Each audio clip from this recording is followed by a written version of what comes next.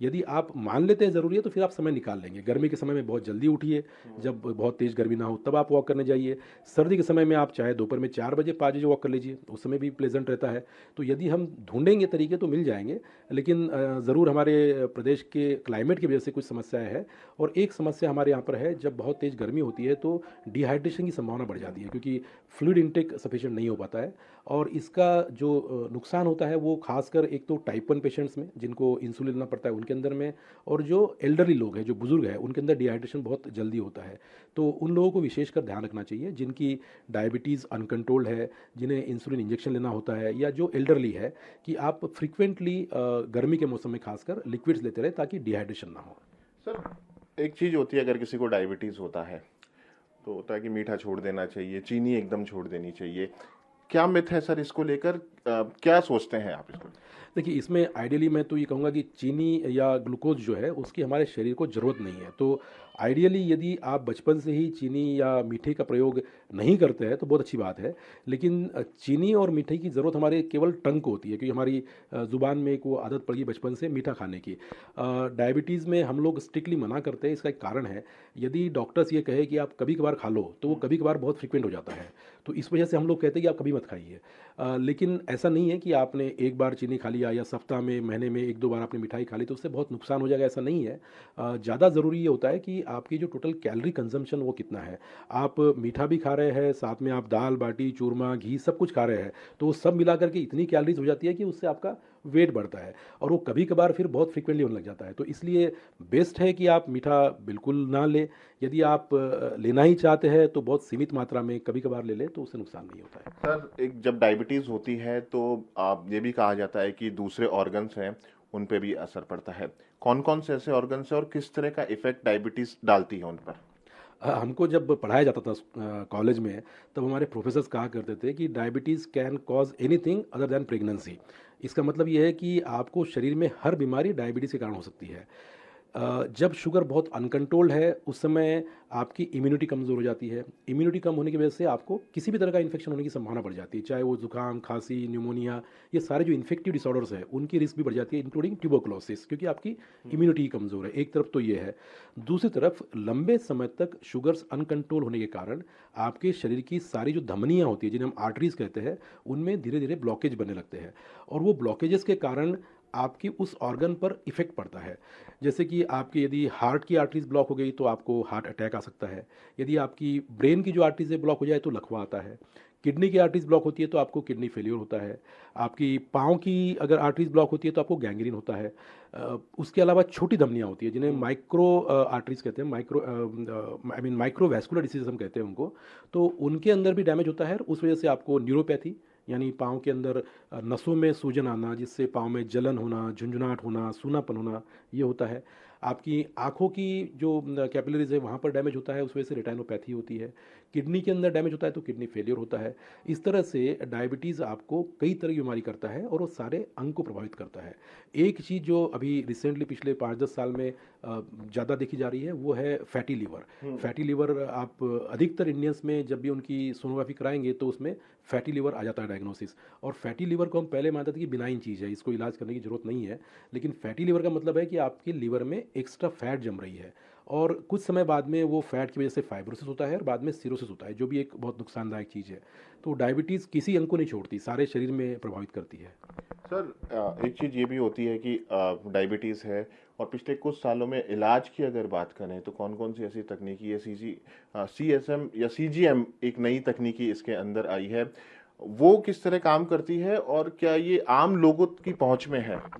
CGM के पहले तो डायबिटीज़ के इलाज में भी बहुत सारे डेवलपमेंट्स हुए हैं।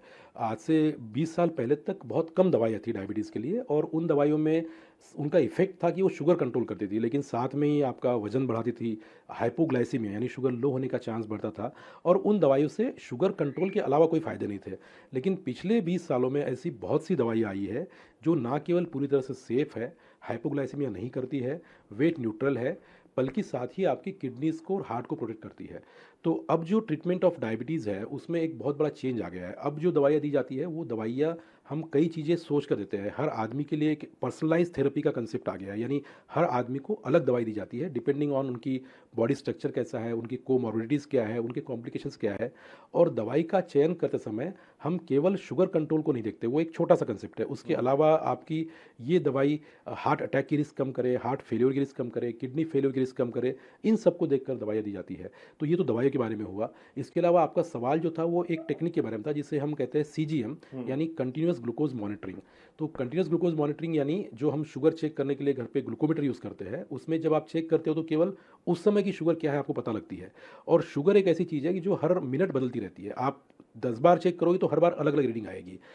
उसके लिए एक सॉल्यूशन है जिसे सीजीएम सेंसर कहा जाता है। एक छोटा-सा सेंसर आता है कॉइन साइज़ का, और वो आपके आर्म पर लगता है। और वो आपके आर्म पर लगे हुए हर मिनट में आपकी शुगर चेक करता रहता है, और वो शुगर आपके मोबाइल ऐप में आ जाती है। यानी आप जब वो सीजीएम में देखोगे तो आपको 24 आवर्स का आपका ग्लूकोज़ प्रोफ़ाइल दिखाई देगा। आप ये पता कर सकते हो कि मेरी शुगर किस चीज़ से बढ़ रही है, किससे खाने से कम हो रही है। आपके जो हाइपोग्लाइसीमियाज़ यानी शुगर लो होने के जो एपिसोड्स होते हैं, जो पहले पता नहीं चलते थे, अब वो पता लगने लग गए हैं कि आपकी शुगर कितनी फ्लक्चुएट हो रही है।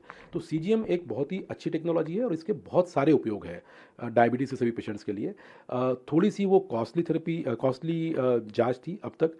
अभी उसकी कॉस्ट धीरे-धीरे कम हो रही है। एक सेंसर आप लगाते हैं तो वो करीबन 15 दिन काम करता है और करीबन 4000 5000 इसका खर्च आता है। सर, अवेयरनेस की अब बात करते हैं इस बीमारी को लेकर। क्या किया जा सकता है स्कूल, कॉलेजेस और जो दूसरी जो एनजीओज़ होती हैं, हम उनके माध्यम से लोगों को अवेयर कर सकते हैं? किस तरह के प्रोग्राम चलाए जा सकते हैं इसको लेकर? जी। Also, Aditya, sorry, the introduction you might have to retake. वो गड़बड़ हो गया था उसमें। सर का वो वापस कर लूँगा, कोई दिक्कत नहीं है। हाँ, ये इस विषय पर थोड़ा मैं लंबा बोलूँगा, क्योंकि बहुत सारी चीज़ें जो हमें करनी चाहिए। रिसेंटली 2 साल पहले हमने एक कॉन्फ्रेंस में अहमदाबाद डिक्लेरेशन एक पेपर निकाला था, जिसे पब्लिश किया था, और उसमें हमने सिस्टमैटिक तरीके से ऐसी सभी चीज़ों के बारे में लिखा है जो हमें करनी चाहिए सरकार की लेवल पर, एनजीओज़ की लेवल पर, स्कूलों में, सोसाइटीज़ में, और इवन जो पेरेंट्स हैं डायबिटीज़ पेशेंट्स के, या जो बच्चे हैं डायबिटीज़ पेशेंट्स, उन्हें क्या करना चाहिए, उन सब पर हमने बहुत सारी चीज़ें लिखी है।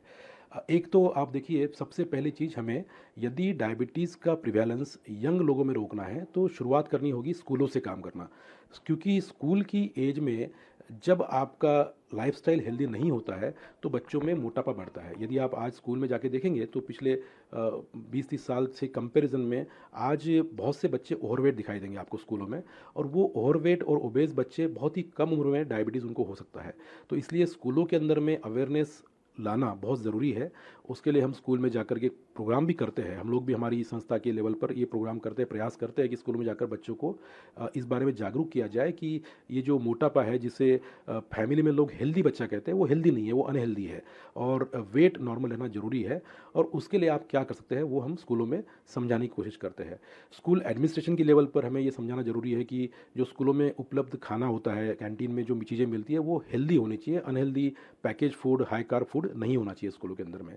इसके अलावा दूसरी एक बहुत ज़रूरी जो पॉपुलेशन है जिसे टारगेट करना ज़रूरी है, वो है हमारी बच्चियाँ, यानी फीमेल्स, जो यंग बच्चियाँ हैं। इसका कारण बताऊँ आपको मैं कि क्योंकि prevalence of diabetes young age में आ रहा है, इसलिए अब 20 साल की, 25 साल की, 30 साल की बच्ची को भी डायबिटीज़ हो जाता है।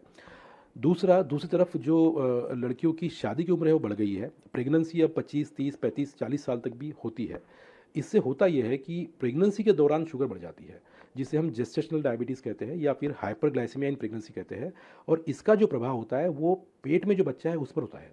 यानी हमारी अगली जनरेशन अनहेल्दी होती है यदि वो मदर प्रेगनेंसी के दौरान हेल्दी ना हो।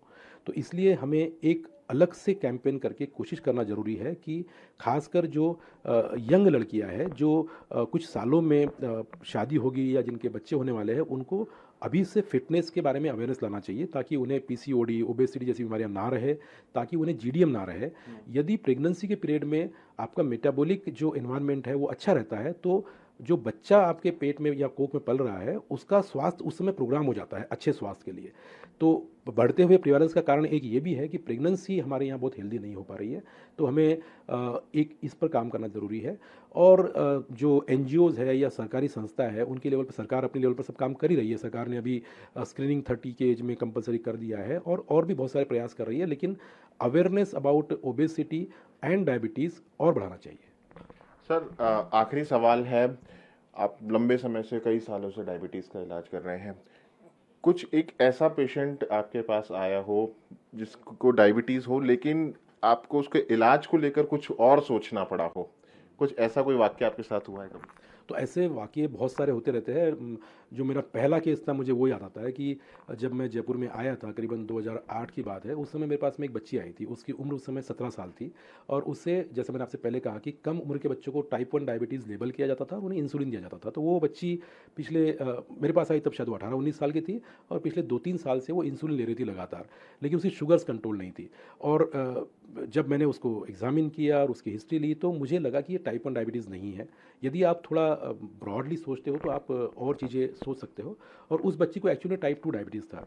तो उस बच्ची की इंसुलिन बंद हो गई और वो टैबलेट्स पर कंट्रोल हो गई, तो हर लाइफ चेंज। मतलब उसके पहले उसे दिन में 3-4 इंजेक्शन लगाने पड़ते थे, शुगर चेक करनी होती थी बार बार, अब उसे वो करना नहीं पड़ता। तो that was a good kind of case. अब ऐसी केसेस बाद में बहुत सारी हो गई, लेकिन पहली आपको याद रहती है। तो आई फेल्ट वेरी गुड कि कोई एक बच्ची जिसे इंसुलिन लगाना पड़ रहा है, उसका हमने इंसुलिन छुड़वा दिया just by doing a proper history and examination, ठीक है। सेकंड साइड में ऐसे केसेस भी है कि जहाँ पर बहुत दुख होता है।